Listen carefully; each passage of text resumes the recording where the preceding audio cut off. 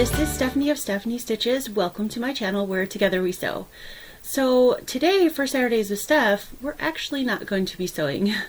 Today I actually wanted to talk to everyone about a couple of things that are near and dear to my heart. And first I wanted to let you all know, for those of you not in the YouTube world, this is not technically a live video. It's what's called a premiere video. So while this is live at 5, which is my normal time on Saturday, I am not actually speaking to you live right now. This is pre-recorded, but I will be in the chat with you all so I can watch it along with you. So that's number one. Number two, I wanted to tell you guys a little bit about a couple of charitable organizations because I've had a lot of questions lately about where you can donate quilts to. And then I wanted to talk to you a little bit about National Quilting Month. So if you don't know, this is National Quilting Month. And for the whole month, we get a celebration all for us. I think that's amazing. So next Saturday, the 19th, we will be sewing. And I am going to teach you all how to make the Mosaic star, which are on the wall behind me. It's a really fun block. It's not out there a lot of places, so I thought it would be really cool to kind of teach you guys how to do it. You'll need, for one block, now you can size it whatever way you want to as far as how you're going to put it in a quilt or a table runner or, you know, whatever after we're through. But I'm just going to show you how to make one block. I'm going to eventually turn mine into a quilt. But for the purposes of the sewing next week, I'm going to show you how to do one block, and then after that, it's be up to you what you do with it. And whatever you come up with, I would love to see, as always, posted on Facebook or social media, and tag me Stephanie Stitches. So you'll need about a fat eighth of the colored fabric and about, I would say 5 inches or 6 inches with the fabric to get the white cuts that we need. Now you're not going to use every bit of that, but I actually used jelly roll strips, some white that I had left over, and it took about a strip and then an extra piece. So if you've got some jelly roll strips of background fabric left over somewhere, that would work. About 1.5 per block. If not, cut yourself about a 5-inch strip of fabric times with the fabric, and then we'll cut the pieces from there. So that's number one. So I hope you join me next Saturday to sew up the Mosaic star. It's going to be a lot of fun. I will, as always, put the fabric requirements on my website, stephanies-stitches.com, under the Saturdays with Steph tab. So I can't wait to show you guys how to make that. I think it's going to be a lot of fun, and I'm maybe hopefully going to recruit somebody to come sew with me, so fingers crossed, and I'll let you guys know. The other things I wanted to talk about were a couple of charitable organizations, but before I get to that, I wanted to get a little personal for a minute, so forgive me. This week I've had a few not so kind comments on my channel, and it's going to happen. I know it's going to happen. But my channel is all about inclusivity and kindness, and that's just the type of person I am. I am definitely a shy introvert, but I try to be as kind as possible to everyone I meet. And what you see here is what you get. This is me. I'm real. I'm a person. There's feelings behind this video. So if you don't like the way I look, if you don't like the way I speak, if you think I'm boring, or you don't like my content, I'm sorry for that, but there's thousands of other YouTube videos you can watch, so instead of leaving me a nasty comment, can you just leave? That would be amazing. I have lots of people that come here and give me encouragement and leave all kinds of amazing comments, and for that I want to thank all of you out there. I've got a little over 3,000 subscribers now, which I'm so grateful and humbled by. And you are all amazing. You encourage me, you keep me going, and I want to thank you. But for those of you who are not subscribed to me, or who just come to say mean things, this is probably not the channel for you. From now on, I'm just going to delete you and block you, because it's very hurtful and not necessary. not necessary. If I'm doing a free sew along, I'm doing it because I'm trying to encourage people to sew together. And I'm doing it out of the goodness of my heart. It takes time for me to make the video. It takes time for me to make the pattern. And I love doing it for everybody. But criticism, negative criticism, I don't mind if somebody brings up, oh, you put the cutting instructions wrong or something. Totally fine. Because sometimes when you make something, you mess up. I'm a human. I make mistakes. But negative criticism, just to be mean, please move on to the next channel. So that's my piece, and I'll let that go. And you guys didn't come here to hear about all that, but I just wanted to say that I treat people the way I want to be treated, and that's definitely not the way I want to be treated. So from now on, I'm just going to delete you. So moving on from that. So the two charities that I wanted to talk about, because I've gotten this question a lot. I've had a lot of people say to me, I'm a quilter. I've been a quilter for years. Everybody in my family has tons of quilts, and they're telling me to stop. That I don't want anymore. But I can't stop because I'm a quilter, and that's what I love, and that's my passion, and that's what I want to do. So there are two charities that I wanted to tell you about where you could donate those quilts or quilting supplies if you're downsizing or you've just got extra because you loved the fabric line and you bought yards and yards and you've made everything you want to and you've got extra. So the first one is the Navajo Project. The Navajo Project was started by the French general, who is they're designers for Moda. I think it's Moda Fabrics. Sorry. Anyway, it's a project that supplies machines, fabric, notions, and things to quilters in the Native American communities.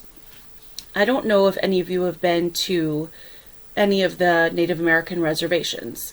Now, I'm not talking about the reservations where they've got a multi-million-dollar casino. I'm talking about the reservations that are in the middle of the mountains in Arizona, on the mesas and plateaus up there. I've been there. I lived in Arizona. They are very, very poor, and they don't have a lot. And us donating supplies for them to not only make fiber arts, to keep them warm, blankets for their bed, but also to sell them to make a little bit of money, to me is a completely worthy cause. And not only that, but it helps them tell the stories of their ancestors, because they turn the fabric into pictures. They're amazing quilters and amazing fiber art artists. And I will link the video down below, but there is one gal who's involved in this organization. She's a Native American herself, and her story was actually featured on PBS when they did a story about crafters in America, and they went through all the different crafts, and one episode they featured quilting.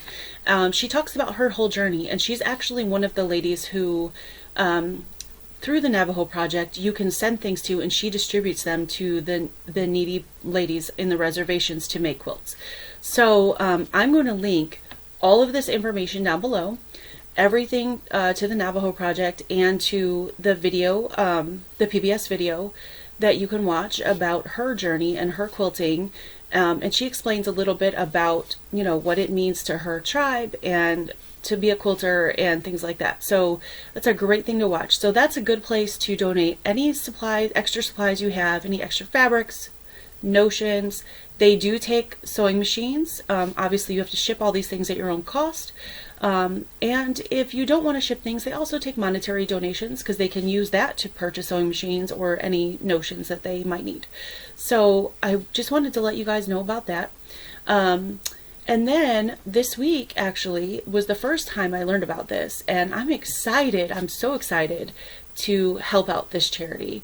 I was at my guild meeting, my local guild meeting, and a charity there called Snuggled in Hope came and did a presentation in conjunction with a farm that's here in my state of Ohio called Flying Horse Farm.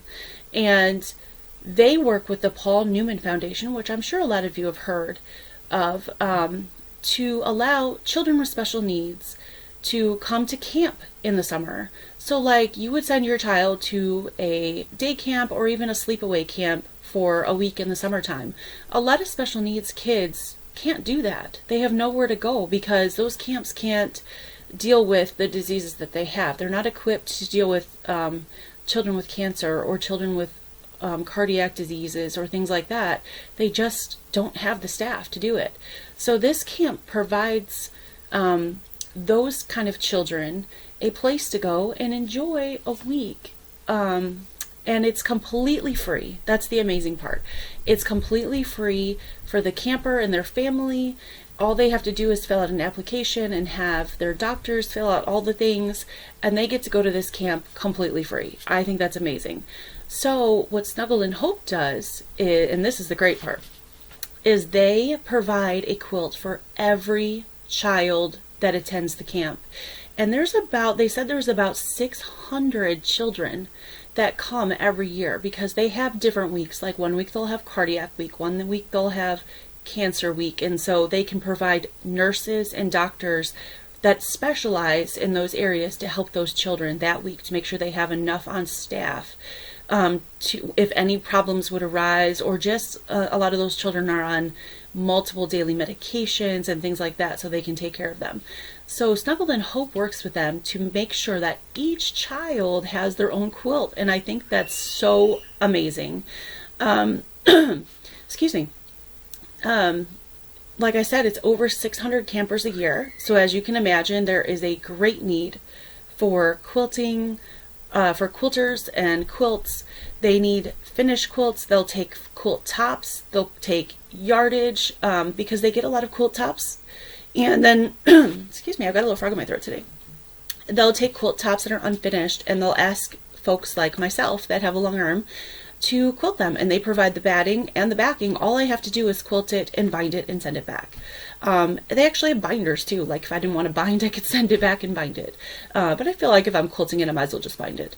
So it's an amazing organization, and at the end of camp, each child gets to take home their quilt. So not only quilts, but they also give a pillowcase to each child. So they get a pillowcase and a quilt at the end of camp to take home and snuggle with and enjoy, and remember all the great time they had at camp. I just think this is an amazing organization. I didn't know it existed until this week at my local guild meeting. They came in and did a presentation, and I was just like, okay, this is something I have to tell everybody about, because I know a lot of you out there have asked me, where can I donate quilts? Now, they do have very specific sizes that they have to take. There's parameters. Again, I will link their website down below so you can check out all that information. If you don't have the spare money to make a whole quilt, they do have, you can just bind for them, and they, will take that, or they'll take a small monetary donation. Anything helps. If you have 1 yard of fabric laying around that you can send in, that helps. If they get yardage that's not large enough for backings, they cut it up and make quilt kits so quilters can sew them together and send them the top back and have another quilter quilt it and bind it. So they do a lot, and it really touches my heart because I haven't talked about this a whole lot, but our 4-year-old son, who is a cancer survivor, and he's also autistic, so he's got some special needs. He is definitely, I consider ourselves lucky. He's an amazing, lovely, bright child, and he's definitely not, on the end of the spectrum that some of these children going there are. So we're very lucky, but it does touch my heart that there's an organization that takes care of these kind of children. And children that are medically a lot worse off than our child. So I just wanted to let you guys know a little bit about that. And like I said, I will link all of this information in the description box below. I hope this helped you, maybe think about donating those extra quilts that you have sitting around. I know I've got a few. And I didn't know, and honestly, I don't have a large family, I have a very small family, and I have a bunch that I don't know what to do with either. So now I've got a place to send them. Now I've got a purpose for them, and that kind of feels good.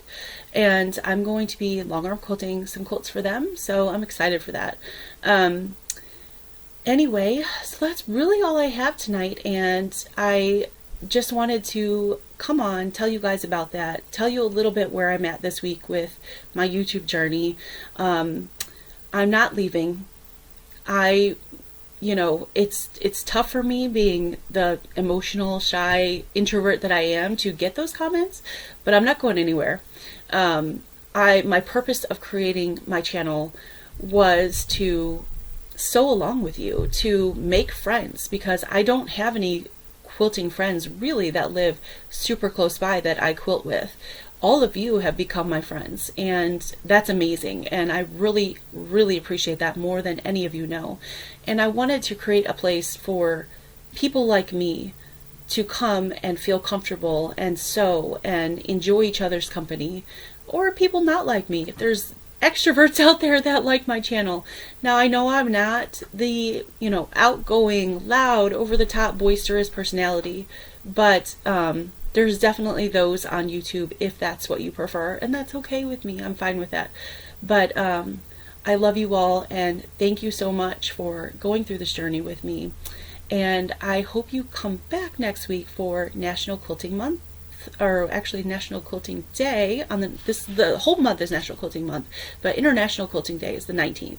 And it just so happened that it fell on a Saturdays with Steph, so I'm super excited about that. And I'm gonna pull one of these blocks down and show it to you guys a little bit closer up. So this is the block we're going to be working on. This is the Mosaic star, and as you can see, I used ombre fabric. I think it worked out pretty well. Now, I have seen several examples of this star where somebody used, like, say, yellow, and they used a couple different colors of yellow just to give it some variety, but I would keep it in the same color family if you're pulling some fabrics from your stash, because there was a few of these that I've seen sewn together that somebody did scrappy and then did different colors in their points, and it kind of took away from the star look a little bit. It didn't look so much like a star. So I would recommend, if not an ombre, which I know not everybody has ombre or likes ombre, to at least pick a couple different colors if you don't want it one solid color, that are in the same color family, just to make it look like it still all goes together. So that's my advice there. Oh, I meant to tell you too, I know that I've gotten a lot of comments about, why do you not keep your scraps? Why do you not make something with scraps? It's just, I can't do it. It's not me. My brain just doesn't work that way. Like, I've tried to sew scraps together, and I get this big red flashing light in my head that says, no, it does not work. Now, that being said, I have seen many, many scrap quilts. I have quilted scrap quilts for other people, and they're gorgeous. I wish my brain would allow me to do that. It does not. My brain likes symmetry, and my brain likes things to match. So I've had a lot of people say, fabric is too expensive. Don't get rid of your scraps. But here's what I want to tell you. I don't just throw them away. So unless they're teeny tiny little pieces. So that's one of the reasons I wanted to tell you about the Navajo project, because they accept scraps, I think down to 2 inches. So if you're a person like me that has a brain that can't function on scraps, then definitely save those scraps. Put them in a priority mailer. When that priority mailer is full, seal that bad boy up and send it off to the Navajo project. They will take any of those scraps. They love scraps, they love fabrics, they love anything that you can share. So that's another reason I wanted to tell you guys a little bit about Navajo project. And I know they love any and all colors. So yeah, I hope that kind of puts the scrap comments to rest a little bit. So hope to see you guys next Saturday. Take care. I hope you have a beautiful week. And for those of you sewing the spring mystery My Secret Garden quilt, I will see you tomorrow morning for block number 5. Take care. Bye, everybody.